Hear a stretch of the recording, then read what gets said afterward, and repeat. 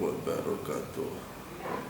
Untuk pelajaran fikih salaf kelas 8 kali ini menginjak Syaraitus Shalah, maka kitabnya supaya dibuka dan didengarkan, diperhatikan dengan harapan supaya kamu semua bisa memahami dan juga mengamalkan, karena ini kaitannya dengan kewajiban yang harus kamu kerjakan atau kamu amalkan setiap hari, yaitu sholat 5 waktu. Sudah dibuka apa belum kitabnya? Kalau sudah, akan kami mulai. Ila hadrati nabiyina Muhammadin sallallahu alaihi wasallam wa alihi wa ashabihi wa ahlihi kiram, khususan sayyidina al-khadir beliau menamalkan alaihissalam. Ila hadrati jami'il anbiya wal mursalin wal malaikatul muqarrabin, ila hadrati jami'il awliya wa syuhada wa sholihin wal ulama il amilin, khususan sultan al-awliya sayyidina Syekh Ahmad bin Qadir al-Jilani, Syekh Ahmad al-Sanad al-Sadiq, Syekh Imam al-Ghazali, Syekh Muhammad al-Sani, Syekh Ibrahim al-Taimiyah, ila jami' mu'allif al-kutub wa syariha muslimin, ila jami' man anjazana al-muntaha, wa khususan la hadrati mu'allif hadal kitab Syekh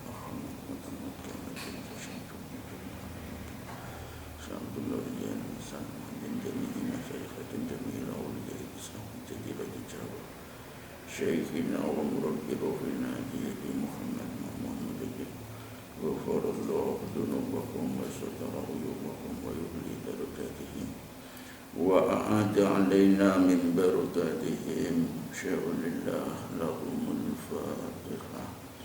Bismillahirrahmanirrahim. Alhamdulillahi rabbil alamin, Ar-Rahmanir-Rahim, Maliki yaumiddin, Iyyaka na'budu wa iyyaka nasta'in, Ihdinas siratal mustaqim, Shiratal ladzina an'amta 'alaihim, Ghairil maghdubi 'alaihim waladdallin.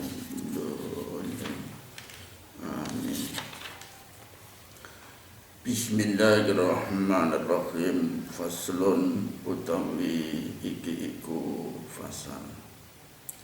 Wa syaraitus sholati utawi pira-pira syarate salat. Wa syaraitus sholati utawi pira-pira syarate salat. Qablat dukhuli ing dalem sedurunge manjing. Qablat dukhuli ing dalam sedurunge manjing, yakni sebelum memasuki atau sebelum mengerjakan fiha ing dalam solat. Fiha ing dalam solat iku khamsatu asya'a, iku ana 5 pira-pira perkara. Khamsatu asya'a iku ana 5 pira-pira perkara. Jadi syarat-syarat sholat sebelum kamu memasuki atau sebelum kamu melaksanakan sholat itu banyaknya ada 5. Jadi kami ulangi kembali, syarat-syarat sholat sebelum kamu mengerjakannya atau sebelum kamu memasukinya itu banyaknya ada 5. 5 itu apa saja? Toharatul a'dha'i siji iku nuceni pira-pira anggota. Toharatul a'dha'i siji iku nuceni pira-pira anggota. Toharatul a'dha'i siji iku nuceni pira-pira anggota. Dipun suceni minal hadasi sangking hadas, minal hadasi sangking hadas, wan najisilan najis, wan najisilan najis. Yang pertama, syarat sebelum kamu melaksanakan sholat atau sebelum kamu takbiratul ihram itu harus bersuci dari hadas dan juga harus bersuci dari najis. Semisal kamu hadas kecil akan melaksanakan sholat, ya harus berwudu terlebih dahulu. Semisal kamu hadas besar, ketika kamu akan melaksanakan sholat, ya harus mandi terlebih dulu. Begitu juga ketika sebagian anggota badanmu terkena najis atau sebagian pakaianmu terkena najis, ya harus kamu sucikan terlebih dahulu. Jadi intinya syarat-syarat sholat sebelum kamu melaksanakannya itu harus suci dari hadas dan juga harus suci dari najis, baik hadas kecil maupun hadas besar, baik najis mutawassito, mughalladho atau najis mukhaffafah. Jadi intinya harus suci, baik dari hadas maupun dari najis. Nah, kalau kamu akan sholat nggak menemukan air untuk wudhu atau nggak menemukan air untuk mandi, akan tayamum juga nggak menemukan air, gimana? Apa nggak sholat? Jadi tadi kan syaratnya harus suci. Nah, seandainya kamu akan melaksanakan sholat padahal kamu dalam keadaan hadas, akan wudhu gak ada air, akan mandi gak ada air. Begitu juga ketika kamu akan melaksanakan tayamum sebagai gantinya wudhu atau sebagai gantinya mandi, gak ada debu, gimana? Apa gak sholat? Ya tetap harus sholat sekalipun dalam keadaan hadas. Akan tetapi sewaktu-waktu kamu menemukan air untuk wudhu atau untuk mandi, sholatmu harus kamu ulangi. Sudah paham ya kira-kira ya? Kalau sudah, akan kami teruskan. Wasatrul aurati lan nutupi rupane aurat. Wasatrul aurati lan nutupi aurat. Wasatrul aurati lan nutupi rupane aurat. Lenutupi bilibasin kelawan pakaian, bilibasin kelawan pakaian, tohirin kang suci, tohirin kang suci.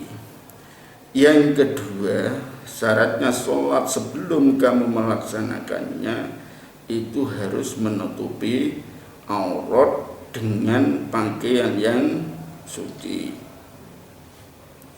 Jadi maksudnya menutupi aurat di sini harus warna auratmu nggak kelihatan. Kalau kamu memakai pakaian yang sangat tipis seperti plastik, nah, auratmu kan masih kelihatan. Kalau hitam terlihat hitam, kalau kuning terlihat kuning, kalau putih terlihat putih, ya nggak sah. Artinya warna auratmu tidak terlihat. Jadi intinya yang kedua tadi, sebelum kamu melaksanakan sholat itu syaratnya harus menutupi aurat atau menutupi warnanya aurat dengan pakaian yang suci.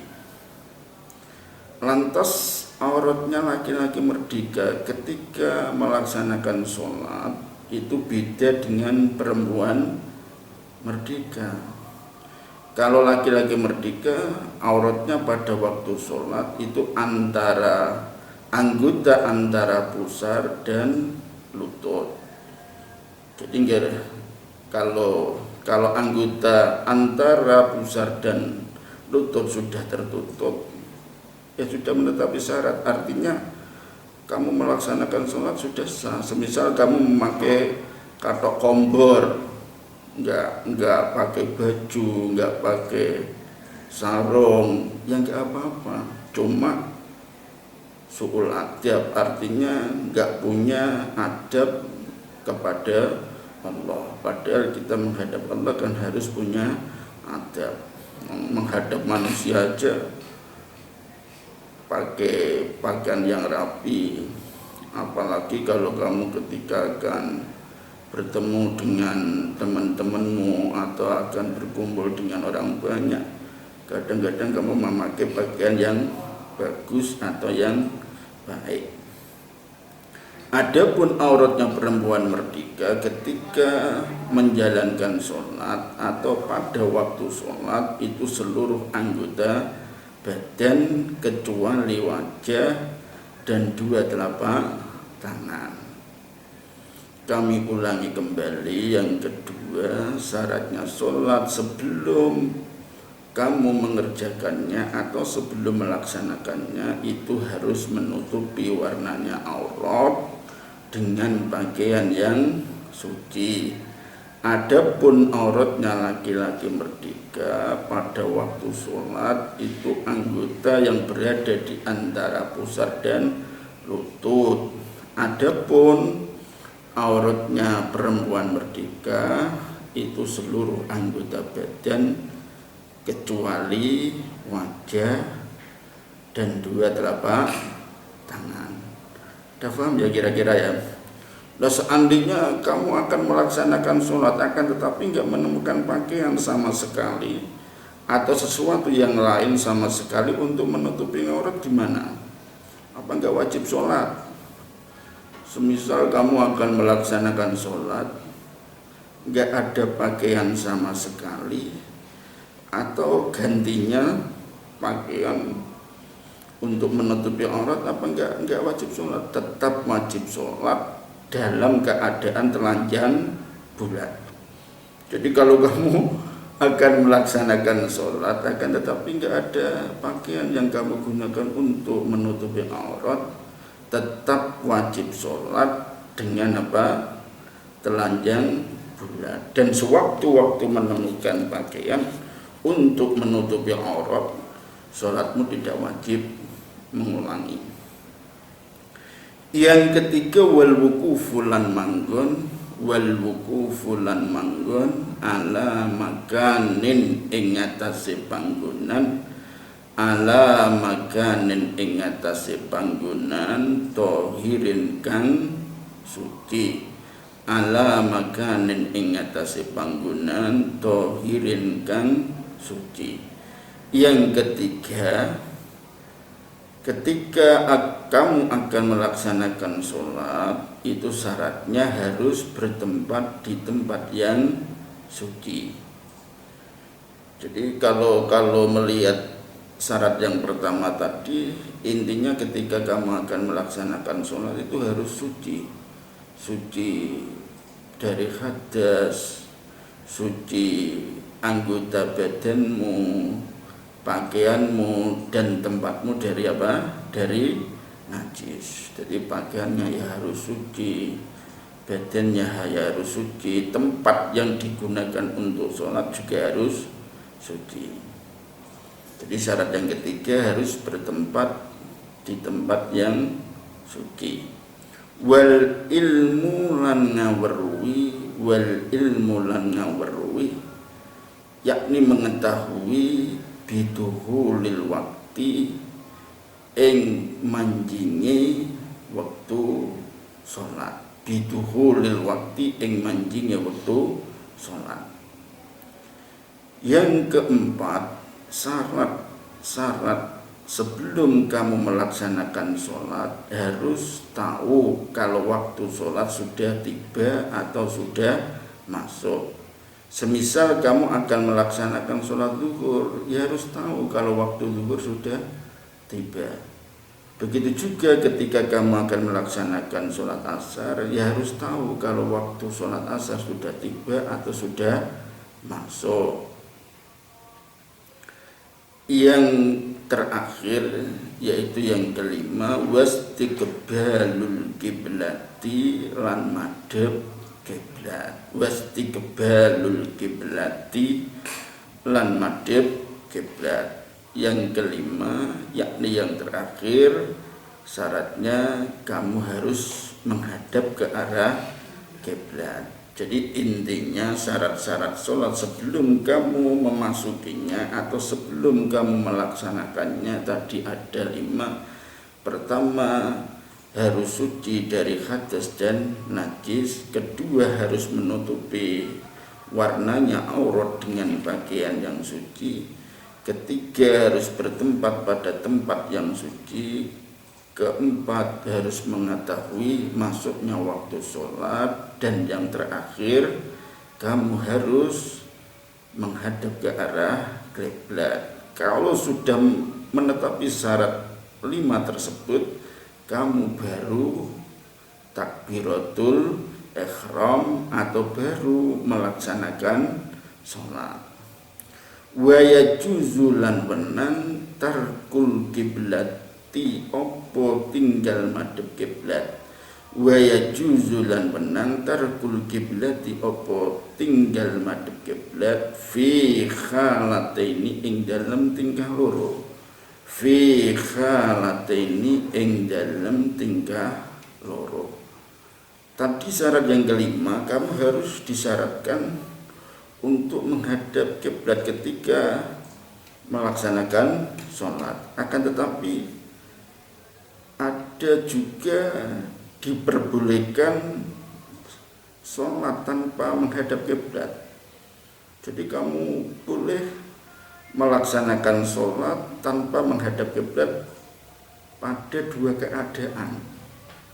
Nah, 2 keadaan itu apa saja? Fi siddatil khaufi siji iku ing dalem bangete wedi. Fi siddatil khaufi siji iku ing dalem bangete wedi. Pertama, kamu boleh melaksanakan sholat tanpa menghadap kiblat ketika pada waktu sangat yang menakutkan. Semisal pada waktu berperang yang mubah. Jadi pada waktu berperang ini kamu boleh melaksanakan sholat tanpa menghadap kiblat. Yang kedua, wa finna filati lan ing dalam sholat sunnah. Wa finna filati lan ing dalam sholat sunnah fis safari ing dalam waktu lelungan. Fis safari ing dalam waktu lelungan alar rahilati ing atase dhuwur kendaraan. Alar rahilati ing atase dhuwur kendaraan. Yang kedua, kamu boleh melaksanakan sholat tanpa menghadap kiblat. Artinya tidak disyaratkan harus menghadap kiblat, yaitu ketika kamu melaksanakan sholat sunnah pada waktu bepergian di atas kendaraan. Jadi kami ulangi kembali, kamu boleh melaksanakan sholat tanpa menghadap kiblat pada 2 keadaan. Yang pertama adalah pada waktu sangat menakutkan, semisal pada waktu berperang. Yang kedua, ketika kamu melaksanakan sholat sunnah di atas kendaraan pada waktu bepergian. Faham belum kira-kira? Kalau sudah, kami akhiri di sini dulu. Wabillahi taufiq wal hidayah. Wassalamualaikum warahmatullahi wabarakatuh.